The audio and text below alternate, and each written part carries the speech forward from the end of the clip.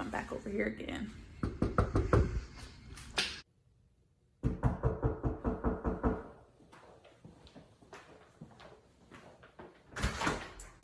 Oh, look at what it is.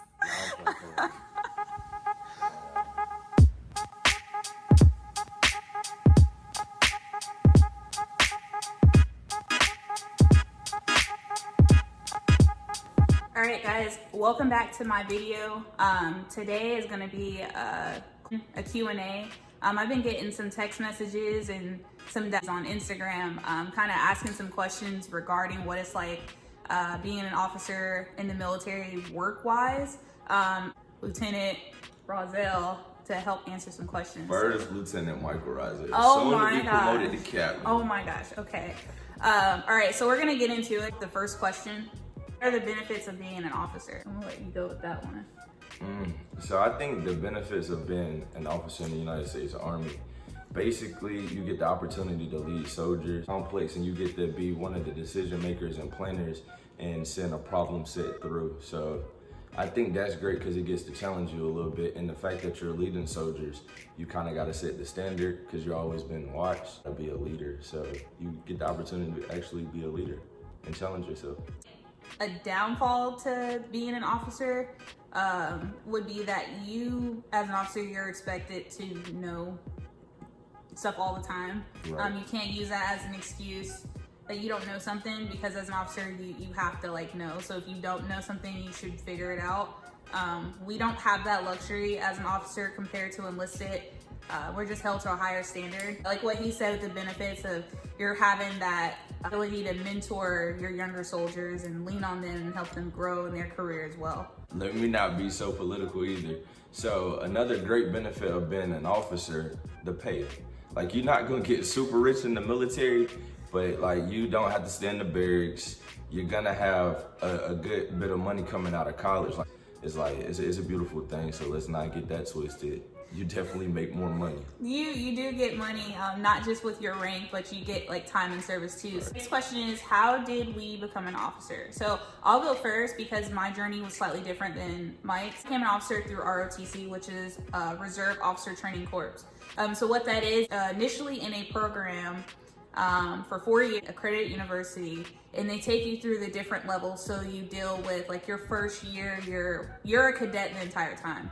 So your first year, you're the regulations, how to wear your uniform. Your second year, you get a bit more leadership.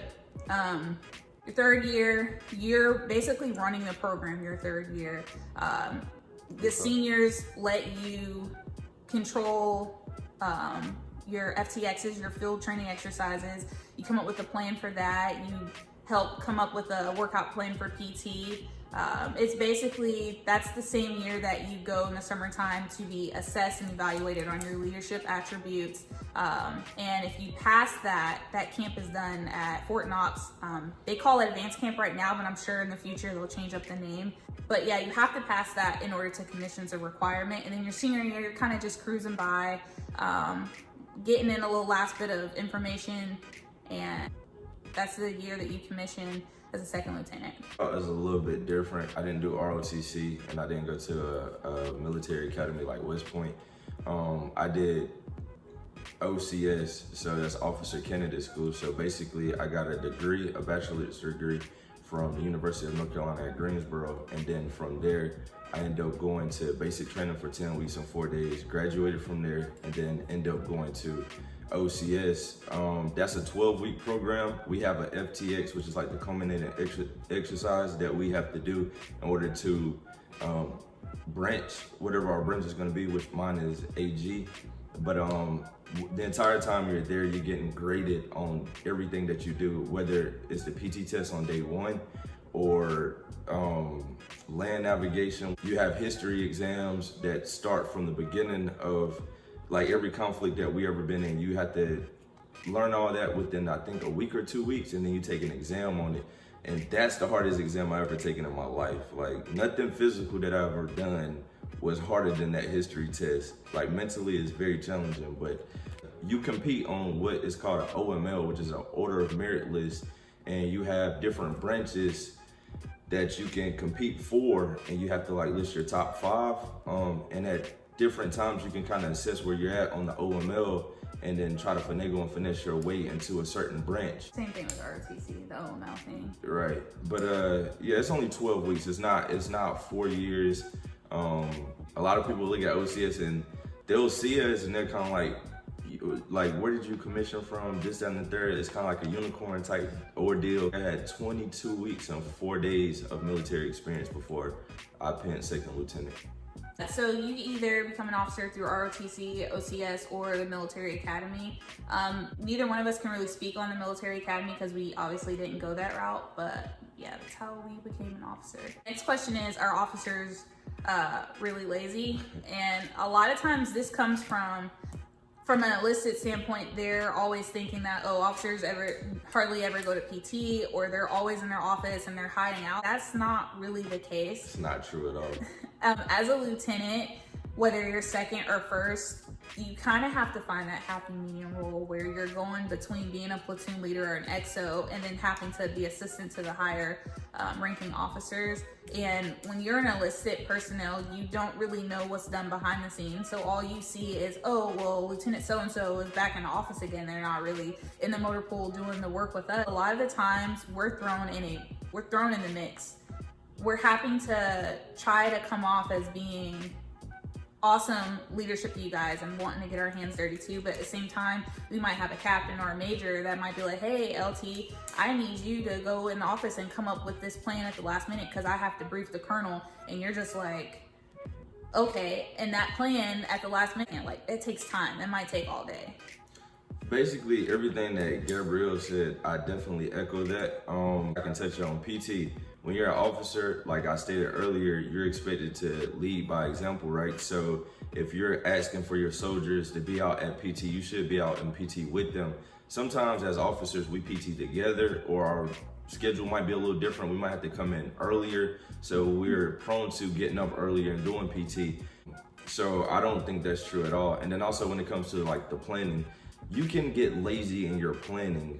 If it's like a field training exercise or doing something for range, as an officer, you can always delegate certain tasks down to individuals. That's like generally your job to do. You have certain people that are lazy, but at the company grade level, captain and below, especially your lieutenants, you're definitely gonna earn your money because there's officers that been in with higher rank that have more skin in the game, and all they're gonna do is delegate all the stuff that they don't wanna do for you to do. Like a company commander is definitely gonna have his XO do pretty much everything for the company, and no disrespect, he's gonna kind of sit there and just sign off on everything, leave forms, passes and stuff like that. Or get the company first sergeant. Right. It's different levels. Like the company first sergeant gonna execute the training, and then you gonna have your XO out there doing everything for the company, making sure the admin stuff is squared away, making sure property is squared away. So there's no room for laziness. Now there's certain things too, like I don't want to be so long-winded on the topic, but there's certain things. There's been times where I had been told that I need to calm down because like it's not an officer wing like command post operations. I will get out there and I will help my guys. Like I will embrace the sub and try to do what I need to do to, you know, be efficient with our time. And a lot of times they're like, nah, officers shouldn't do this. I'm like, I'm able-bodied and I'm capable of putting up a tent. Maybe a little bit better than you are. So, you know, it's certain lanes that you don't want to cross, but no, I don't think a lot of officers are lazy. So to answer your guys' questions, not all officers are lazy. I'm not lazy. You lazy? No, I'm not lazy. Not lazy at all. I mean, don't get me wrong. We probably have our days just like any normal person because we're all humans. We feel like dang, do we really gotta go to work today? Do we really gotta put up with this? But as far as like being lazy as a whole in general, like no, we're not lazy. We on this point a little minute, right? Because I'm offended by it. Like, are we lazy? So I'm a battalion S1 OIC, and I'm also a company XO. We have to kind of explain. Okay, OIC is basically officer in charge for those who aren't in the military and want to kind of know. We're so used to throwing out these acronyms, but we have to remember that not everybody who watches this video is already in the military. So civilians. Yeah, so OIC is officer in charge, and S1 is like your personnel. It's times within my battle rhythm or in my schedule throughout the month that I do have opportunities to be quote unquote lazy. Like at the beginning of the month, I have big projects that I must do for people that are military, like USR, UCFR, or Unit Commander's Finance Report, Unit Status Report. A lot of acronyms. Right, monthly reports that have to be due, commanding staff, like all these big meetings that I have to take part of, and then as a company XO, like training meetings and stuff. There's no room for laziness. It's not enough time in the day actually to get a lot of the work done. There's always stuff that's piled up. All right, so the next question is, what's the deal with enlisted hating officers? Let Mike take this one. All right, for myself, I think it gets back to the last point. Our officers lazy, so it might be a task that you might give your subordinates, and they have to execute it, and you don't see that officer present. That officer you think is twiddling his thumbs. He wants you to execute something that you don't think he might be capable of doing, or he might not know, like, this requires this amount of time. This plan is stupid. Or a dictator, as opposed to somebody that actually cares about what's going on in a soldier's life. I got one. Big thing why a lot of enlisted personnel don't really care too much for officers is, especially when you're a lieutenant, a lot of us lieutenants are young. You have a lot of newly NCOs that are like your E5s, your staff sergeants, which are like your E6s. They're like close to our age when you're a lieutenant, whether you're first or second. And a lot of times they feel like because they've been in longer, because majority of the time, like, okay, they've already did at least 8 years. And here we are coming in and only been in for a year or two. And we're sitting here trying to tell them what to do. It comes off as, okay, well, first off, they've been in longer. And then second off, it's like, well, you're young, like, well, we're the same age. Like, why do I feel like I have to listen to you? I don't think that us officers, especially lieutenants coming in, give that vibe that we think we know everything. It's just, there's been a certain group of lieutenants that I won't bring up that's been in the past who gave all the lieutenants a bad rep, and now everybody that's enlisted in the military thinks that lieutenants like are put in a different category. It's like they don't recognize that lieutenants are officers. It's like, oh, y'all are just lieutenants. But no, at the end of the day, we're still commissioned officers. And then something that really burns us officers up is when enlisted personnel be like LTs. It's very condescending because it's like they don't want to acknowledge you as ma'am or sir. They want to say, hey, LT. And especially depending on how they say it, it really makes you feel like, damn, did I do something to you, or you butt hurt because I decided to take a different route and go to college first and then come in? Like, what's your deal? Like what Mike was saying, and then the whole thing, like with our age, it's nothing personal, but like I said, there was a certain group of lieutenants throughout the past years that has like this certain stigmatism around the entire army that, lieutenants got a bad rep. The sergeant major at the time at the schoolhouse, he was basically saying, don't ever let them address you as LT. And then whenever I got my first unit here at Fort Bragg, my mentor, he was like, I told him that story, and he was just like, no, he's absolutely wrong. He doesn't know what he's talking about. What she's saying is absolutely right. Like, you will get called LT a lot. You won't get called ma'am or sir a lot. Get in good with your guys from the jump, especially like if you're a young PL. But I feel like, it could kind of go either way, because sometimes it's like as a term of endearment. Like, some guys know that they can just call me LT and not have to address me as ma'am or sir because we have that connection. And it's like, oh, that's cool. Like, hey, that's my LT, that's my guy. Like, they'll bring me underneath their wing, and it's kind of cool. But there is certain tones and certain condescending gestures that people do. Is like, it's a fucking LT. And you need to stand up for yourself. Like, you definitely need to address that, and you definitely need to correct that. But I'm okay with being called LT if you're saying it in a way that it's not being condescending, right, like you're being disrespectful. So the last question, the fifth and final question, is how well do we get along with our soldiers? I would say it goes back to the age thing, especially with you being a lieutenant, platoon leader, or an XO. A lot of your soldiers are going to be close to your age. So you often have a lot of things in common. Like, it's a good thing that you get along with them very well, but at the same time, it's kind of hard at times because you have to know when to cut it on and off. Your soldiers might be so used to you joking and playing with them because you built that rapport with them, but then when it's time to do work, it's kind of like, hey, I need you to go in a motor pool and make sure this gets done. And they're laughing and joking. You're like, no, like, I know we're cool, but I need you to like legit get this done because like the company commander needs it done. Or do you agree? Yeah, I definitely agree. It's definitely a time and a place for everything. With me being personnel, I know pretty much everything about the guys that work in my shop. We build that rapport early. I basically outline in my counselings, or for the civilians that don't know what that is, not counseling like therapy, but pretty much like your expectations and pretty much everything that you want them to do and accomplish, and how you're gonna like reassess it. There's certain lines that you don't want to cross because you are an officer, and you don't want it. You can get yourself in a lot of trouble if you cross a fine line. So I think I get along very well with the guys.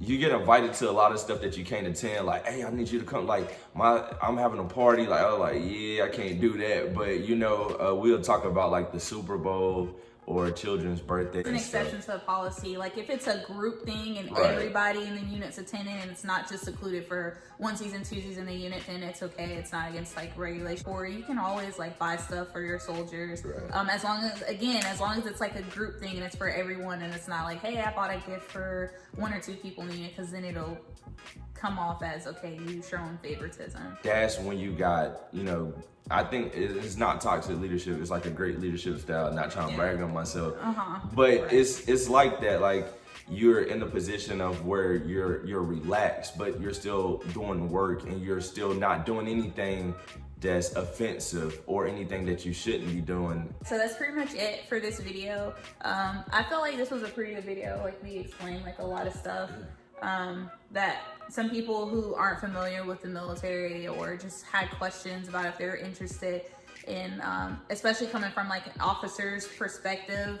So if you guys like have any more questions or anything, please feel free to like drop the comments below, and I will keep posting videos. Go ahead, hit that like and subscribe button. If you want to follow me, my name on YouTube is Michael Rozelle. And if you came to this video because you're about to go through one of the commissioning sources and you don't actually know what it's like to actually be an officer, kind of take some of the stuff that we said, you know, and try to apply that to yourself, because you're gonna get everything that we just talked about in this video. Yeah, and then I'll also post like another video kind of going a little bit more into depth like what exactly my job is, because like even though he's more so manages personnel, my job, I'm a medical service officer, so there's a bunch of different things that go to that. So I'll save that for like another video if you guys are interested. AG leads the way. What does AG stand for? You Adjutant General Corps. I'm Human Resources. Okay. Oh, and I'm airborne too. I jump out of planes, so airborne. That's it for my video. I hope you guys liked it. See you in my next video. Bye.